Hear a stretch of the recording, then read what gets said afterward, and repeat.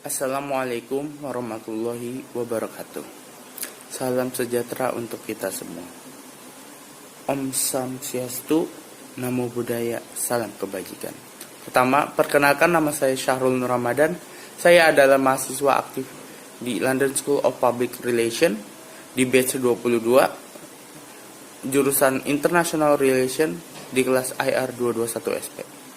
Pertama, di sini saya akan membahas satu dari 17 target tujuan pembangunan berkelanjutan atau biasa lebih dikenal dengan Sustainable Development Goals. Apa sih Sustainable Development Goals itu? Nah, SDGs ini merupakan rencana yang secara global disepakati oleh para pemimpin dunia, termasuk Indonesia sendiri, guna mengakhiri kemiskinan, kesenjangan, dan melindungi lingkungan.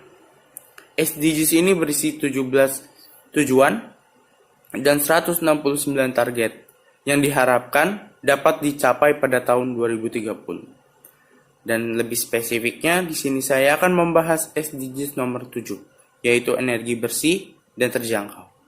Pembangunan ekonomi berkelanjutan secara inklusif adalah cara paling efektif untuk mengurangi kemiskinan dan meningkatkan kesejahteraan.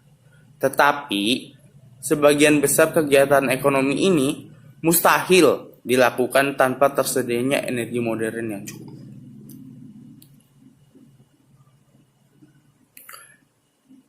Lalu, memiliki harga yang kompetitif.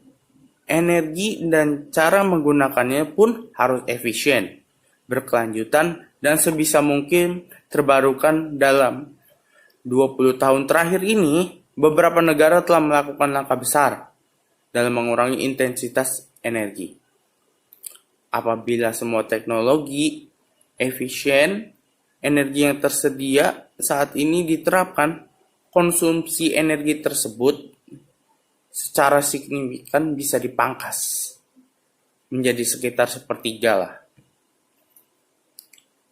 Namun, hanya sebagian kecil dari potensi ini yang kemungkinan akan terrealisasi atau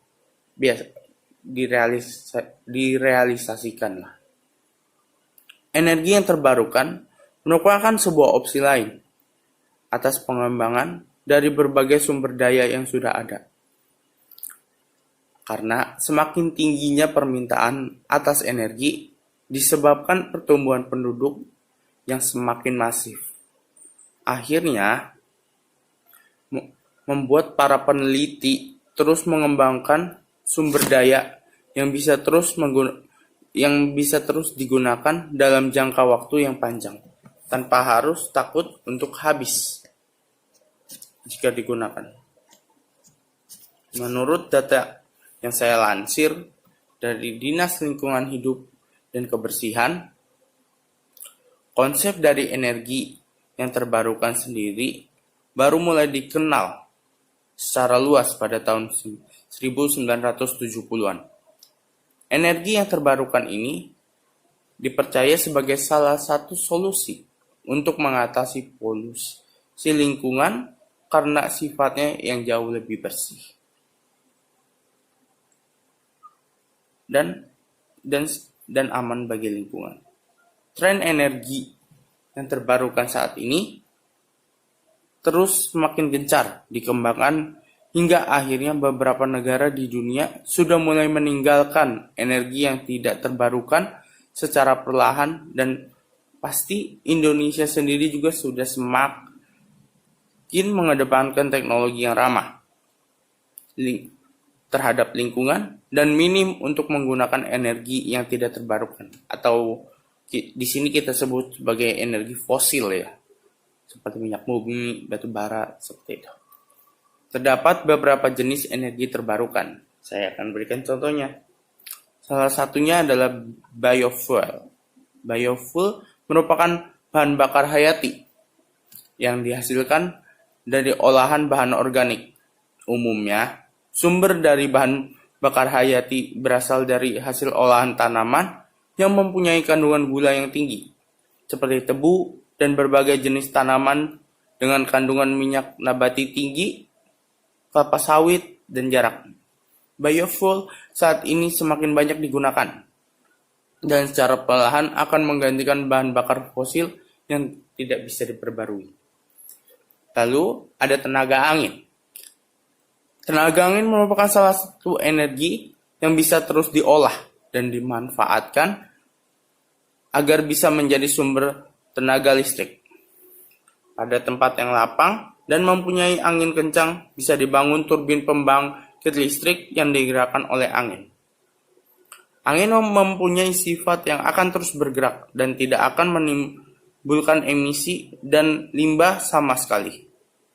Angin bisa menjadi sebuah energi alternatif yang baik meskipun sifatnya cenderung terus berubah sesuai dengan kondisi musim dan lingkungan. Lalu ada tenaga air, khususnya yang mengalir. Nah, tenaga air yang mengalir ini digunakan sebagai pembangkit listrik karena mampu menghasilkan gaya dorong yang bisa menggerakkan turbin dari pembangkit listrik tersebut. Yang terakhir adalah matahari. Sumber energi terbarukan yang paling umum ditemukan berasal dari tenaga matahari.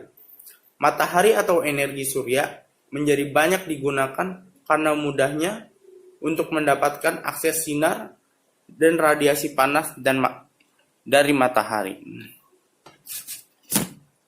Dan energi yang saya akan bahas adalah yaitu energi yang digunakan oleh PLTA, energi air, sebagai pembangkit listrik.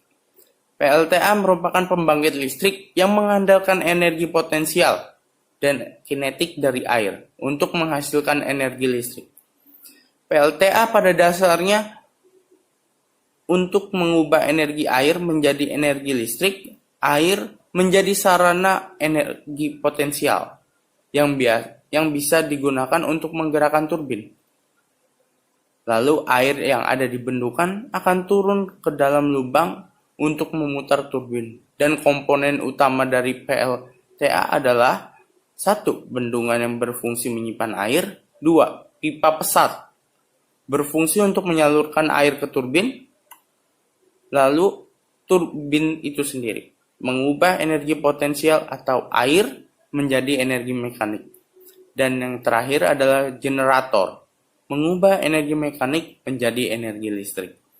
Nah, perputaran turbin tersebut akan menghasilkan energi mekanik yang dikonversikan melalui generator menjadi energi listrik. Setelah itu, cara kerja PLTA berikutnya akan diteruskan ke power supply listrik dan akan disambungkan oleh kabel.